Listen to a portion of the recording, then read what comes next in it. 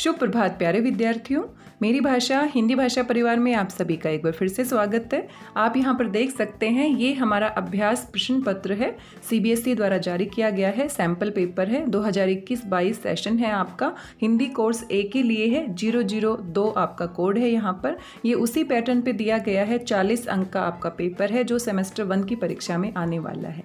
यहाँ पर सभी सामान्य निर्देश आप देख सकते हैं, ऐसे ही निर्देश आपको आपकी परीक्षा में देखने को मिलेंगे और इसका हम अभ्यास करने वाले हैं। सभी प्रश्नों का अभ्यास आज की वीडियो में हम नहीं करेंगे। सबसे पहले आपको खंड क से अपठित गद्यांश और अपठित पद्यांश देखने को मिलेगा। कुल आपका रहेगा 10 अंक के लिए और 10 अंक में से 5 आपका अपठित गद्यांश के लिए है और 5 आपका अपठित काव्यांश के लिए है। आप यहाँ पर देख सकते हैं और यहाँ पर गद्यांश और काव्यांश में आपको विकल्प दिया जाएगा अथवा करके आपको एक ही प्रश्न के 2 भाग हैं, दोनों में से कोई भी एक करना है जो आपको सबसे अच्छे से आता है। ऐसे ही काव्यांश में भी 2 काव्यांश आपको मिलेंगे, दोनों में से एक हल करना है। कुल आपका ये खंड 10 अंक के लिए होने वाला है। आगे बढ़ जाते हैं। आगे है हमारा व्यवहारिक व्याकरण का खंड है और ये कुल आपके 16 अंक के लिए है। यहाँ पर व्याकरण से संबंधित प्रश्न पूछे गए हैं और आज हम इसी का अभ्यास करने वाले हैं, इन्हीं प्रश्नों के ऊपर चर्चा करने वाले हैं। तो ये आप समझ ही गए होंगे, रचना के आधार पर वाक्य के भेद से प्रश्न पूछे गए हैं। कुल आपको 5 प्रश्न देखने को मिलेंगे और 4 के सही उत्तर आपको देने हैं। 4 अंक का आपका ये वाला प्रश्न होने वाला है। दयाहीन व्यक्ति पशुओं से भी बदतर है। रचना के आधार पर वाक्य का भेद बताना है, बड़ा ही आसान है, समझ ही गए होंगे आप। दयाहीन व्यक्ति पशुओं से भी बदतर है, ये एक ही उद्देश्य, एक ही विधेय के साथ, एक ही महत्वपूर्ण क्रिया के साथ आपका सरल वाक्य है। तो क विकल्प क्या है? सही है। यदि अकाल पड़ेगा तो जन धन की हानि होगी। रचना के आधार पर वाक्य का भेद आपको बताना है और आप फिर से समझ ही गए होंगे ये हमारा किस हिसाब से रचना की गई है। यहाँ पर आपका मिश्र वाक्य है, एक आपका प्रधान उपवाक्य है और एक आपका आश्रित उपवाक्य है, यदि और तो की सहायता से जुड़े हैं। चांद आया और चांदनी छा गई। रचना के आधार पर वाक्य का भेद बताना है, ये भी आसान है, और की सहायता से जुड़ा है। 2 स्वतंत्र उपवाक्य हैं, 2 सरल उपवाक्य हैं और यहाँ पर आपका हो जाता है संयुक्त वाक्य। चोर ने अपने बचाव का कोई उपाय नहीं देखा। वाक्य का मिश्र वाक्य रूपांतरण होगा, तो यहाँ पर आपको इसको परिवर्तित करना है। आइए पहले पहचान लेते हैं किस प्रकार का वाक्य है। चोर ने अपने बचाव का कोई उपाय नहीं देखा, ये हमारा सरल वाक्य है और सरल वाक्य से आपको बनाना है मिश्र वाक्य। आइए विकल्प देख लेते हैं। चोर ने अपने बचाव का कोई उपाय नहीं देखा, तो ये तो हमारा सरल वाक्य ही है, ये तो हमारा मिश्र वाक्य नहीं है। चोर ने देखा कि की सहायता से जुड़ा है तो मिश्र वाक्य हो सकता है, लेकिन फिर भी पूरा विकल्प हम पढ़ेंगे। उसके बचाव का कोई उपाय नहीं है। चोर ने अपने बचाव का कोई उपाय नहीं देखा। चोर ने देखा कि उसके बचाव का कोई उपाय नहीं है। ठीक है, ये भी सही लग रहा है। आगे बढ़ जाते हैं। चोर ने उसके बचाव का कोई उपाय नहीं देखा, ये तो हमारा फिर से सरल वाक्य की रचना है, तो ये भी गलत है। चोर ने देखा कि अब उसके बचाव का कोई उपाय नहीं है। तो ये जो हमारा ख विकल्प है और जो घ विकल्प है, ये दोनों ही आपके मिश्र वाक्य के तरीके से लिखे गए हैं। अब दोनों में से एक सही का आपको चुनाव करना है। यहाँ पर ख और घ दोनों ही विकल्प इस तरीके से लिखे गए हैं कि दोनों ही मिश्र वाक्य हैं, लेकिन अगर हम घ विकल्प को देखते हैं, चोर ने देखा कि अब, तो अब यहाँ लगाने की आवश्यकता नहीं थी। तो अगर इन दोनों में से सही विकल्प का चुनाव करने की बात आती है तो हम किसके साथ जाएंगे? यहाँ पर हम ख के साथ जाएंगे। चोर ने देखा कि उसके बचाव का कोई उपाय नहीं है, अपने बचाव का कोई उपाय नहीं देखा, तो अब यहाँ लगाने की आवश्यकता नहीं है। वैसे दोनों ही मिश्र वाक्य के हिसाब से लिखे गए हैं। अगर ऐसी स्थिति हमारे सामने आ जाती है तो जो फिलहाल विकल्प दिए जाते हैं उनमें से सबसे सही के साथ हमें जाना होता है। वैसे यहाँ पर विकल्प और अच्छे तरीके से स्पष्ट रूप से दिए जा सकते थे। आइए आगे बढ़ जाते हैं और यहाँ पर कुल आपको 5 प्रश्न दिए गए हैं, 5 में से 4 हल करने हैं। तो अगर किसी ऐसे प्रश्न में आपको दुविधा होती है, कन्फ्यूजन होता है, तो उसे आप छोड़ भी सकते हैं। जो सबसे सही 4 आपको आते हैं, आपको वही सबसे पहले हल करने चाहिए। ये एक सजेशन है, सुझाव है, जिसे आप याद रख सकते हैं। आइए आगे बढ़ जाते हैं। वह हमारा मित्र है जो भाषण कर रहा है। रेखांकित उपवाक्य का भेद लिखिए। अब यहाँ पर फिर से मिसप्रिंट है, एडिटिंग प्रॉब्लम आप कह सकते हैं। जो भाषण कर रहा है ये हमारा आश्रित उपवाक्य है, इसके नीचे रेखांकित होना चाहिए था। इन्होंने प्रधान उपवाक्य के नीचे रेखांकित कर दिया है और प्रधान उपवाक्य यहाँ पर विकल्प में दिया भी नहीं गया है।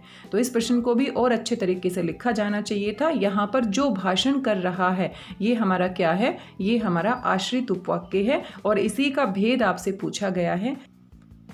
यहाँ पर वह हमारा मित्र है प्रधान उपवाक्य है और प्रधान उपवाक्य में किसकी बात हो रही है, वह की बात हो रही है। वह हमारा सर्वनाम है और वह है उसकी विशेषता है जो भाषण कर रहा है। तो यहाँ पर संज्ञा या सर्वनाम अगर प्रधान उपवाक्य में आते हैं और उनकी विशेषता आश्रित उपवाक्य में बताई जाती है तो हमारा विशेषण उपवाक्य हो जाता है। तो जो भाषण कर रहा है ये हमारा क्या है, विशेषण उपवाक्य। ये प्रश्न भी यहाँ पर स्पष्ट नहीं दिया गया है। आइए आगे बढ़ जाते हैं। अब ये हमारा दूसरा प्रश्न शुरू हो गया है जो कि आप देख सकते हैं वाच्य परिवर्तन से संबंधित है। ये हमारा दूसरा टॉपिक आ गया है। यहाँ पर भी कुल 5 प्रश्न आपको देखने को मिलेंगे और 4 ही आपको हल करने हैं, 4 सही हल करने हैं। इसी हिसाब से आपको 4 अंक दिए जाएंगे। भगवान महावीर ने अहिंसा पर जोर दिया। इस वाक्य का वाच्य लिखिए। तो आपने वाच्य की पहचान करनी है और वाच्य मुख्य रूप से 3 ही प्रकार के होते हैं, कर्तृवाच्य, कर्मवाच्य और भाववाच्य। आप अच्छे से जानते हैं। भगवान महावीर ने कर्ता के साथ ने लगा है, अहिंसा पर जोर दिया और क्रिया हमारी कर्ता के अनुसार हो रही है तो ये हमारा क्या है, कर्तृवाच्य है। ग विकल्प सही है। मुझसे दौड़ा नहीं जाता। इस वाक्य का वाच्य लिखिए। मुझसे दौड़ा नहीं जाता। दौड़ना क्रिया अपने आप में अकर्मक है और साथ में इस वाक्य की रचना किस हिसाब से की गई है, भाववाच्य के हिसाब से की गई है, क्योंकि यहाँ पर नकारात्मक वाक्य है और असमर्थता का भाव प्रकट किया जा रहा है। तो दोनों ही बातों से स्पष्ट हो जाता है कि ये हमारा जो वाच्य है वो क्या है, भाववाच्य है। ख विकल्प सही है। शिक्षक द्वारा पढ़ाया जा रहा है। इस वाक्य का वाच्य लिखिए। शिक्षक द्वारा विद्यार्थियों को पढ़ाया जा रहा है। अगर यहाँ पर विद्यार्थियों को जोड़ दिया जाता तो हमारा स्पष्ट हो जाता कि कर्म भी वहाँ पर मौजूद है। पढ़ाया जा रहा है ये हमारा क्या है, सकर्मक क्रिया है, लेकिन सकर्मक क्रिया में यहाँ पर जो वाक्य दिया गया है यहाँ पर कर्म नहीं है और कर्म नहीं है तो स्पष्ट नहीं है, क्योंकि बहुत सारे वाक्य हमारे ऐसे होते हैं जहाँ पर सकर्मक क्रिया होती है लेकिन कर्म नहीं होता, तो वो अकर्मक क्रिया की तरह ही भूमिका निभाती है। शिक्षक द्वारा पढ़ाया जा रहा है। अब क्या पढ़ाया जा रहा है, यहाँ पर कर्म नहीं लिखा गया। वैसे पढ़ाना क्या है, अपने आप में सकर्मक क्रिया है, लेकिन सकर्मक क्रिया के साथ हमारे वाक्य में कर्म भी मौजूद होना चाहिए। तो फिलहाल हम किसके साथ जाएंगे, भाववाच्य के साथ जाएंगे। अगर इसी वाक्य को इस तरीके से लिखा जाता, शिक्षक द्वारा विद्यार्थियों को पढ़ाया जा रहा है। किसको पढ़ाया जा रहा है, विद्यार्थियों को। तो वहाँ पर हम किसके साथ जाते, कर्मवाच्य के साथ जाते। तो ये हमारा फिलहाल क्या है, भाववाच्य है। कर्म की मौजूदगी नहीं है, क्रिया सकर्मक है, लेकिन कर्म भी हमारा आना चाहिए। आगे बढ़ जाते हैं। वे यह दृश्य नहीं देख सकते। इस वाक्य को कर्म वाच्य में बदल कर लिखिए। अब आपको बदलना है तो वे यह दृश्य नहीं देख सकते हमारा कर्तृवाच्य है और कर्तृवाच्य से आपको कर्मवाच्य बनाना है तो कर्ता के साथ से या के द्वारा लगाना है। और बाकी आप यहाँ पर विकल्प भी देख सकते हैं, इनकी मदद भी आप ले सकते हैं। यह दृश्य वे देख नहीं सकते, तो यहाँ पर यह दृश्य को आगे ला दिया है, वे को पीछे कर दिया है, क्रम चेंज कर दिया है, लेकिन बात तो वही है। तो ये हमारा फिर से क्या है, कर्तृवाच्य है, कर्मवाच्य नहीं है। यह दृश्य उनसे देखा नहीं जाएगा तो यहाँ पर क्या कर दिया है, काल परिवर्तन कर दिया है। तो ये भी हमारा क्या है, गलत है, क्योंकि भविष्य काल की बात नहीं हुई है। वे यह दृश्य नहीं देख सकते, ये तो वैसा ही है जैसा हमारा प्रश्न में दिया गया है। उनसे यह दृश्य देखा नहीं जाता, ये हमारा सबसे सही विकल्प है। किसके साथ जाएंगे, हम घ के साथ जाएंगे। ये हमारा ख विकल्प ये भी हमें दुविधा में डाल सकता है, लेकिन यहाँ पर काल परिवर्तित कर दिया गया है। जो काल हमारा कर्तृवाच्य का होता है, जब हम उसको कर्मवाच्य बनाते हैं या भाववाच्य बनाते हैं तो काल हम परिवर्तित नहीं करते। तो घ विकल्प क्या है, सही है। रोगी से रात भर सोया नहीं गया। इस वाक्य को कर्तृवाच्य में बदल कर लिखिए। तो सबसे पहले देख लेते हैं है किस प्रकार का ये, रोगी से रात भर सोया नहीं गया। तो ये हमारा भाववाच्य है, रात भर सोया नहीं गया। और कर्तृवाच्य में बदलना है तो हम से को हटा देंगे और क्रिया का परिवर्तन करेंगे उसी के अनुसार। यहाँ पर विकल्प भी हम देख सकते हैं। रोगी रात भर सो नहीं सका, तो बिल्कुल सही लग रहा है। आगे बढ़ जाते हैं। रात भर रोगी से सोया नहीं जाएगा। रोगी से, तो से वाला विकल्प तो हमारा कर्तृवाच्य में नहीं आता है। रोगी से, ये भी हमारा से लग गया है कर्ता के साथ, ये कर्तृवाच्य में नहीं आएगा। रोगी द्वारा, ये भी नहीं आएगा। तो कौन सा विकल्प बच जाता है? रोगी रात भर सो नहीं सका सबसे सही विकल्प है। आगे आपका पद परिचय से संबंधित प्रश्न पूछा गया है। यहाँ पर भी कुल आपको 5 ही प्रश्न देखने को मिलेंगे। कुल आपको 4 हल करने हैं, सही 4 हल करने हैं और 4 अंक आपको मिलेंगे। श्याम विद्यालय जा रहा है, तो श्याम के नीचे रेखांकित यानी कि अंडरलाइन किया गया है। वाक्य में रेखांकित पद का परिचय आपको देना है। तो सबसे पहले आपको पहचानना है श्याम है क्या। अगर खुद से हम देते हैं, विकल्प नहीं भी देखते हैं, तो श्याम किसी का नाम है, किसी विशेष व्यक्ति का नाम है, तो व्यक्तिवाचक संज्ञा है। और श्याम एक है तो एक वचन है। और श्याम विद्यालय जा रहा है, क्रिया से भी स्पष्ट है, पुल्लिंग है। और साथ में जाना, क्रिया का कर्ता कौन है? श्याम है। आइए देख लेते हैं ये सारे बिंदु कौन से विकल्प में दिए गए हैं। सबसे पहला विकल्प है संज्ञा, व्यक्तिवाचक संज्ञा, एक वचन, पुल्लिंग, कर्ता कारक। बिल्कुल सही है, यही विकल्प आपका सही है। लेकिन फिर भी बाकी के विकल्प भी देख लेते हैं, कहीं कोई टाइपिंग एरर तो नहीं है। संज्ञा जातिवाचक, जातिवाचक संज्ञा आते ही इसको हम हटा देंगे। संज्ञा व्यक्तिवाचक संज्ञा, एक वचन, पुल्लिंग, लेकिन कर्म कारक आते ही इसको भी हम हटा देंगे। संज्ञा व्यक्तिवाचक संज्ञा, एक वचन, पुल्लिंग और कर्ता कारक। अब आप देख सकते हैं यहाँ पर कितनी टाइपिंग एरर की गई है। एक जैसे विकल्प आपके 2 हैं, बिल्कुल एक जैसे हैं, कोई भी अंतर नहीं है। तो यहाँ पर टाइपिंग एरर है, लेकिन आप समझ ही गए हैं सही विकल्प कौन सा है। यहाँ पर क और घ बिल्कुल एक जैसे विकल्प है, तो यहाँ पर टाइपिंग एरर है। इनको सही विकल्प देने चाहिए थे, लेकिन कोई बात नहीं, हमें बात समझ में आ गई है। आगे बढ़ जाते हैं। हम लोग पढ़ाई कर रहे थे। वाक्य में रेखांकित पद का परिचय है। हम लोग के नीचे रेखांकित किया गया है, पद परिचय हमें देना है। तो हम लोग यानी हमारी बात हो रही है। हम लोग पढ़ाई कर रहे थे, हम लोग के नीचे रेखांकित किया गया है। अब हम लोग बहुत सारे व्यक्ति होंगे और उनकी हम बात कर रहे हैं, तो हम, हमारा, हमें, हम लोग, ये सारे किस में आते हैं? उत्तम पुरुषवाचक सर्वनाम में आते हैं। तो किसी नाम के स्थान पर हमने हम लोग शब्द प्रयोग किया है, किन्हीं व्यक्तियों के नाम के स्थान पर। और जो हम किसी के नाम के स्थान पर प्रयोग करते हैं सर्वनाम होता है। सर्वनाम में भी व्यक्तियों की, पुरुष की बात हो रही है तो पुरुषवाचक सर्वनाम है, और किसकी बात हो रही है? उत्तम पुरुषवाचक सर्वनाम की बात हो रही है। तो 3 बातें हमें स्पष्ट हो जाती हैं। आइए विकल्प के साथ चलते हैं।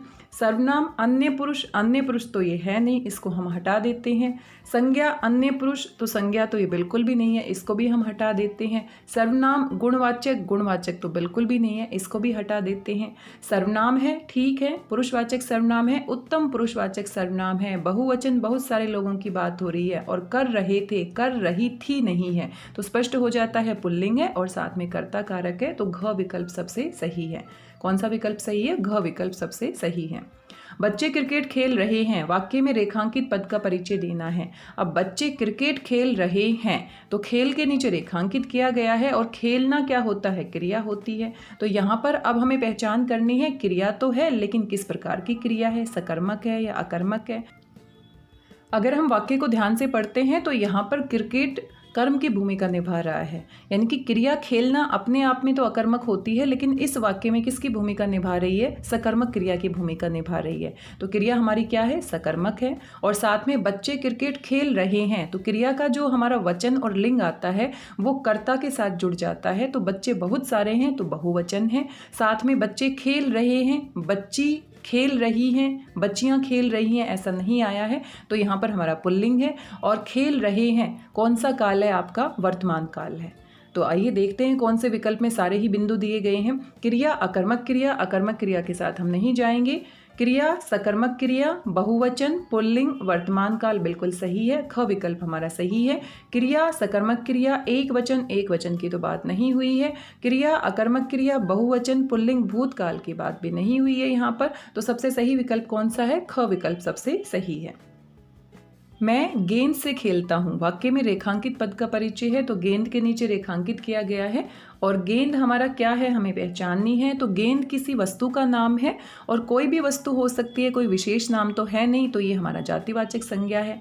और मैं गेंद से खेलता हूँ तो एक गेंद की बात हुई है और गेंद अपने आप में क्या है, मेरी गेंद बहुत अच्छी है। वाक्य में प्रयोग करके देखेंगे तो मेरी हमने लगाया है यानी स्त्रीलिंग है और साथ में गेंद से विभक्ति किसकी है आपकी यहाँ पर कर्ण कारक की है। गेंद हमारा संज्ञा है और कोई भी गेंद है जातिवाचक संज्ञा है। एक गेंद की बात हुई है, एक वचन है और गेंद अपने आप में स्त्रीलिंग है। अगर हम गेंद से कोई वाक्य बनाते हैं, मेरी गेंद बहुत अच्छी है, तो मेरी शब्द का प्रयोग किया है जो कि स्त्रीलिंग की स्पष्टता को दिखाता है और साथ में से विभक्ति से हमें अंदाजा लग जाता है कि ये हमारा कौन सा कारक है, यहाँ पर कर्ण कारक है। आइए विकल्प देख लेते हैं। संज्ञा जातिवाचक संज्ञा एक वचन पुल्लिंग, तो गेंद पुल्लिंग नहीं होती, इसको हम यहीं पर हटा देंगे। संज्ञा जातिवाचक संज्ञा एक वचन पुल्लिंग, तो पुल्लिंग के साथ हम इसको भी हटा देंगे। संज्ञा जातिवाचक संज्ञा एक वचन स्त्रीलिंग, क्योंकि गेंद अपने आप में स्त्रीलिंग है और कर्ण कारक बिल्कुल सही है। ये सारे बिंदु हमारे इस विकल्प के क्या हैं, सही हैं। संज्ञा व्यक्तिवाचक संज्ञा, तो व्यक्तिवाचक संज्ञा नहीं है, ये विकल्प भी हमारा हट जाता है। तो सबसे सही विकल्प कौन सा है, ग विकल्प सबसे सही है। वाणी की मिठास प्रशंसनीय है। वाक्य में रेखांकित पद का परिचय है, तो मिठास के नीचे रेखांकित किया गया है और जब हम भाववाचक संज्ञा की परिभाषा पढ़ते हैं तो आपने जरूर पढ़ा होगा बचपन, खटास, मिठास, ये सारे शब्द हमारे क्या होते हैं, भाववाचक संज्ञा। तो आप पहचान ही गए होंगे, संज्ञा है, किसी भाव का नाम है तो भाववाचक संज्ञा है। भाववाचक संज्ञा हमेशा एक वचन में होती है और मिठास की बात करें तो हमारा स्त्रीलिंग शब्द है। आइए विकल्प देख लेते हैं। विशेषण, विशेषण बिल्कुल नहीं है। संज्ञा भाववाचक संज्ञा एक वचन और पुल्लिंग, पुल्लिंग नहीं है क्योंकि मिठास अपने आप में स्त्रीलिंग है। आइए बाकी के विकल्प भी देख लेते हैं। विशेषण संख्यावाचक बिल्कुल नहीं, सर्वनाम पुरुषवाचक बिल्कुल नहीं। तो ख विकल्प हमारा सही होना चाहिए था, लेकिन पुल्लिंग यहाँ पर फिर से टाइपिंग एरर कह सकते हैं, यहाँ पर सही तरीके से नहीं लिखा गया है। आप देख सकते हैं कितनी सारी गलतियाँ यहाँ पर टाइपिंग में की गई हैं। इसके स्थान पर आपका क्या आएगा, स्त्रीलिंग आएगा, क्योंकि मिठास जो होती है वो आपकी स्त्रीलिंग में आती है। अगर आप वाक्य का प्रयोग करते हैं तो भी आप वाक्य का प्रयोग करके यहाँ से स्पष्टता हासिल कर सकते हैं। यहाँ दिए गए विकल्प में सबसे सही विकल्प ख होगा, लेकिन पुल्लिंग शब्द यहाँ पर गलत लिखा गया है। पुल्लिंग के स्थान पर यहाँ पर आना चाहिए स्त्रीलिंग, क्योंकि मिठास अपने आप में कौन सा शब्द है, स्त्रीलिंग वाला शब्द है। और यहाँ पर आप देख सकते हैं कितनी सारी गलतियाँ की गई हैं। कोई बात नहीं, लेकिन हमें अपनी समझ के ऊपर पूरा विश्वास है और परिभाषाओं के ऊपर पूरा भरोसा है, तो उसी के आधार पर हम समझ गए हैं पुल्लिंग गलत है, यहाँ पर क्या आना चाहिए, स्त्रीलिंग। तो यहाँ पर ख विकल्प सही होना चाहिए, लेकिन फिलहाल कोई भी विकल्प सही नहीं मानेंगे हम। यदि ख विकल्प में पुल्लिंग के स्थान पर स्त्रीलिंग लिख दिया जाता है तो ख विकल्प सही हो जाता है। आइए आगे बढ़ जाते हैं। आगे रस से संबंधित प्रश्न दिए गए हैं और यहाँ पर भी कुल 5 ही प्रश्न आपसे पूछे जाएंगे। कुल आपके 4 अंक हैं। आइए देख लेते हैं। शोक किस रस का स्थायी भाव है, तो स्थायी भाव पूछा है। करुण रस का स्थायी भाव क्या होता है, शोक होता है। शांत रस का स्थायी भाव है, बार बार पूछा जाता है, निर्वेद है। और जब मन निर्वेद की स्थिति में होता है, विरक्त हो जाता है, सांसारिक मोह माया से तटस्थ हो जाता है, उदासीन हो जाता है, तो हमारे मन में शांत रस की उत्पत्ति होती है। रसराज कहा जाता है, बहुत ही महत्वपूर्ण प्रश्न है, बार बार पूछा जाता है। श्रृंगार रस को हम क्या कहते हैं, रसों का राजा या रसराज भी कहते हैं। ख विकल्प सही है। आगे है हा हा भारत दुर्दशा देखी न जाई। बहुत ही महत्वपूर्ण पंक्ति है और इसमें रस आपको बताना है कौन सा रस है। तो यहाँ पर भारत की दुर्दशा को देखकर मन में बहुत ही शोक के भाव, दुख के भाव उत्पन्न हो रहे हैं। तो दुख के भाव उत्पन्न होने की वजह से यहाँ पर क्या है, करुण रस है। आगे है रे नृप बालक काल बस बोलत तो ही न संभार में प्रयुक्त रस है। तो ये आप समझ ही गए होंगे, आपकी पाठ्य पुस्तक में राम लक्ष्मण परशुराम संवाद से लिया गया है और यहाँ पर बहुत ही क्रोध के भाव दिखाए जा रहे हैं। परशुराम मुनि बहुत क्रोध में है और जहाँ पर क्रोध के स्थायी भाव होते हैं तो वहाँ पर रौद्र रस होता है। तो ये किसका उदाहरण है, रौद्र रस का उदाहरण है। ये कुल हमारे यहाँ पर 4 टॉपिक दिए गए थे व्याकरण के, हर एक से आपके 5-5 प्रश्न पूछे गए थे। कुल 20 प्रश्न यहाँ पर थे। आपको कितने हल करने थे, यहाँ पर 16 हल करने थे और 16 अगर आप सही हल कर देते हैं तो आपको 16 अंक मिल जाते हैं।